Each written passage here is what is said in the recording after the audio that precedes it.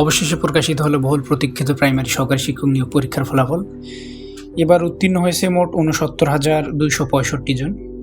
আমার কাছে জেলাভিত্তিক তালিকা আছে, কোন জেলায় কতজন টিকলো। আপনারা যদি এটা দেখেন তাহলে আপনাদের কাছে বিষয়টা ক্লিয়ার হবে যে কোন জেলায় কতজন টিকলো। চলেন দেখি। প্রথমত আছে কক্সবাজার জেলা। কক্সবাজার জেলায় মোট টিকছে ৭১০ জন।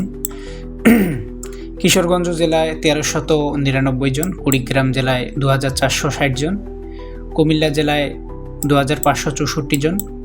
কুষ্টিয়ায় ১১৭৪, খুলনায় ১৪০৫, গাইবান্ধায় ২২৯৫, গাজীপুরে ৬৬৮, গোপালগঞ্জে ৮২০, চট্টগ্রামে ২৮০৭, চাঁদপুরে ৬৭০, চাঁপাইনবাবগঞ্জে ৭৩২, চুয়াডাঙ্গায় ৫৫৪, জয়পুরহাটে ৩৯৮, জামালপুরে ৬৯৭, ঝালকাঠিতে ৬০২, ঝিনাইদহে ৯২৮।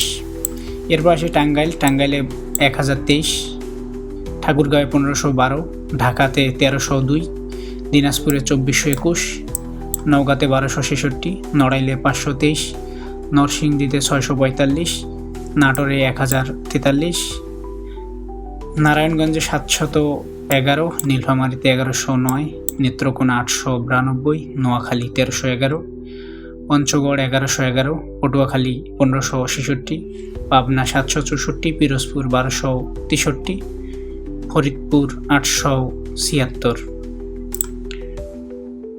এবং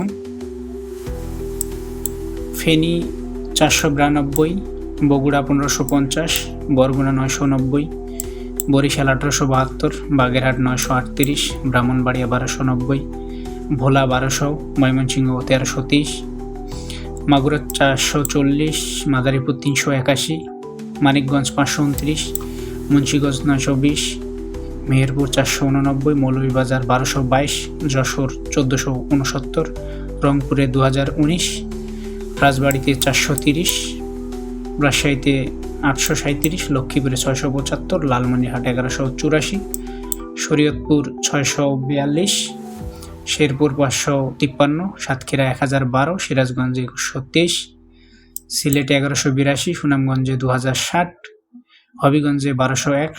এই নিয়ে সর্বমোট ৬৯,২৬৫ জন।